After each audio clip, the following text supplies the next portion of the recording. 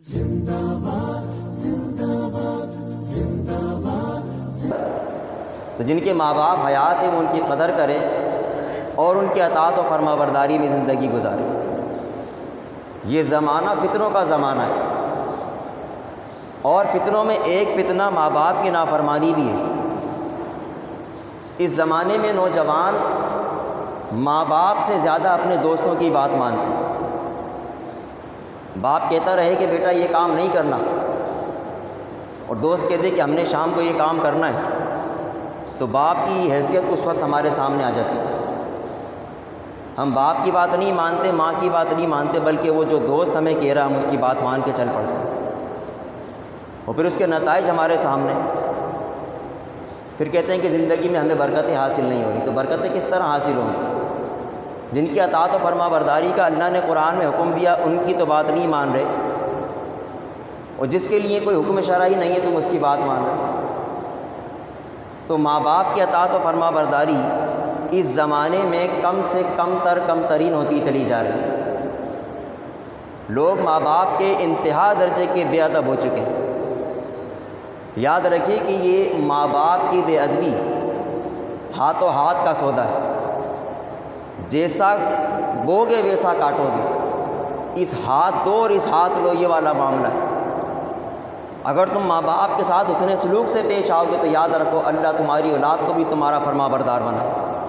لیکن اگر تم ماں باپ کی نافرمانی کرو گے تو قیامت تو بہت دور ہے، اللہ اس دنیا میں ہی تمہیں ذلیل و رسوا کرے گا۔ جو لوگ ماں باپ کی نافرمانی کر رہے ہیں وہ اپنا حال دیکھ لیں کہ وہ کسی قسم کے سکون میں نہیں ہے، بلکہ وہ پریشانی کا شکار ہے۔ ان تمام باتوں کے باوجود ان کو یہ بات سمجھ میں نہیں آ رہی کہ ہم اپنے والدین کی اطاعت و فرما برداری کریں۔ بیوی کی اطاعت میں لگے ہوئے ہیں، بچوں کے لیے مصروف ہے، لیکن والدین کے لیے وقت نہیں ہے۔ والدین سے بات کرنا تو کچھ ملاقات کا بھی ٹائم نہیں۔ ایک ہی گھر میں موجود ہے لیکن والدین کے کمرے میں جانے کا وقت نہیں کہ ان کے پاس جا کے کچھ دیر بیٹھ جائے، کچھ باتیں کر لیں، ان کی خیریت ہی دریافت کر لیں۔ دنیا زمانے میں جا رہے ہیں، رشتہ داروں کے پاس جا رہے ہیں، بیٹھ رہے ہیں، ان کی خیریتیں پوچھ رہے ہیں، جن کا حق ہے ان سے بات تک نہیں کی جا رہی۔ اگر یہی سلوک تمہارے ماں باپ تمہارے ساتھ بچپن میں کرتے تو تمہارا کیا حال ہوتا؟ تم کسی یتیم سے آگے بڑھ سکتے تھے؟ اگر ماں باپ تم پہ توجہ نہ دیں تو تمہارا حال بھی کسی یتیم سے اچھا نہ ہو۔ جس طرح اس کو کوئی پوچھنے والا نہیں ہوتا، بالکل اسی طرح تمہارا بھی یہ حال ہو جاتا۔ لیکن ماں باپ نے پوری توجہ دی تم پر اور تمہیں پروان چڑھایا، اور اب ان کا حق ہے کہ ان پر توجہ دی جائے، تو ہم ان سے منہ موڑے بیٹھے۔ دیکھو قرآن میں اللہ نے رشتوں کی حرمت کا اہتمام فرمایا، اور حدیث میں بھی حضور علیہ الصلوۃ والسلام نے حقوق متعین فرمائے۔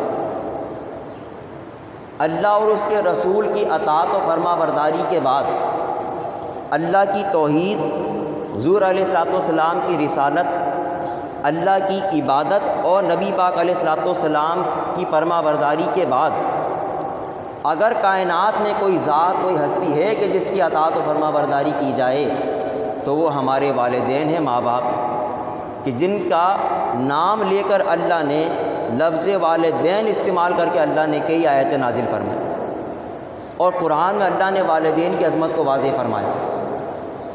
چنانچہ میں پہلے قرآن سے چند آیتیں والدین کی عظمت اور ان کی شان میں پیش کروں گا، پھر والدین کی فرما برداری، اس کا ثواب اور نافرمانی کا عذاب۔ قرآن مجید فرقان حمید پڑھ کر دیکھو، اللہ تعالیٰ نے قوم بنی اسرائیل سے عہد لیا تھا کہ وہ والدین کی اطاعت کریں گے۔ تو جس مقام پر والدین کی اطاعت اس نے سلوک کا ذکر آیا، اللہ نے اس سے قبل اپنی عبادت کا تذکرہ کیا کہ قوم بنی اسرائیل اللہ کے سوا کسی کی عبادت نہیں کریں گے۔ چنانچہ قرآن پڑھ کر دیکھو، اللہ فرماتا، اللہ تعالیٰ ارشاد فرماتا، وَإِذْ أَخَذْنَا مِيثَاقَ بَنِي إِسْرَائِيلَ لَا تَعْبُدُونَ إِلَّا اللَّهَ وَبِالْوَالِدَيْنِ إِحْسَانًا۔ اللہ نے فرمایا، یاد کرو جب ہم نے قوم بنی اسرائیل سے پختہ عہد لیا کہ وہ اللہ کے سوا کسی کی عبادت نہیں کریں گے، اور والدین کے ساتھ حسن سلوک کریں۔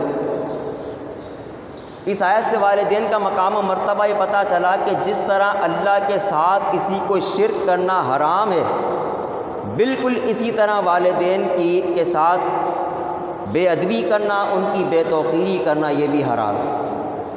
اور جس طرح اللہ کی عبادت کرنا عین ثواب ہے، بالکل اسی طرح والدین کی اطاعت و فرما برداری کرنا یہ عین ثواب ہے۔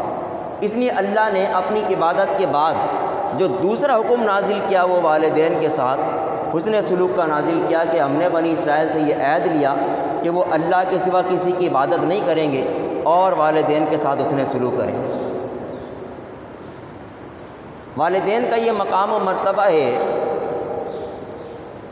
کہ اللہ نے قرآن میں خرچ کرنے کا حکم دیا اور فرمایا کہ جو کچھ نیکی یہ کرتے ہیں انہیں چاہیے کہ یہ اپنے والدین کے لیے خرچ کریں۔ چنانچہ قرآن پڑھ کر دیکھو، اللہ فرماتا ہے، اللہ تعالیٰ ارشاد فرماتا ہے وَمَا أَنفَقْتُم مِّن خَيْرٍ فَلِلْوَالِدَيْنِ، اللہ فرماتا ہے تم جو کچھ نیکی میں خرچ کرو اپنے والدین کے لیے کرو۔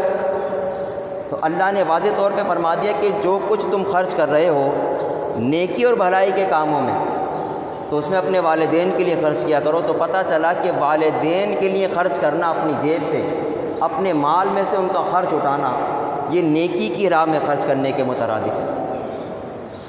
ماں باپ کی یہ عظمت شان ہے کہ جب اللہ تعالیٰ نے وصیت فرمائی، حکم نازل فرمایا اطاعت و فرما برداری کا، تو اللہ تعالیٰ نے سب سے پہلے والدین کے بارے میں حسن سلوک کا حکم نازل فرمایا۔ اور صرف مسلمانوں کو نہیں بلکہ اللہ نے پوری انسانیت کو کلام فرمایا، خطاب کیا۔ اللہ تعالیٰ ارشاد فرماتا ہے وَوَصَّيْنَا الْإِنسَانَ بِوَالِدَيْهِ حُسْنًا، اللہ نے فرمایا اور ہم نے انسان کو وصیت کی کہ وہ اپنے والدین کے ساتھ حسن سلوک سے پیش آئے۔ تو پوری کی پوری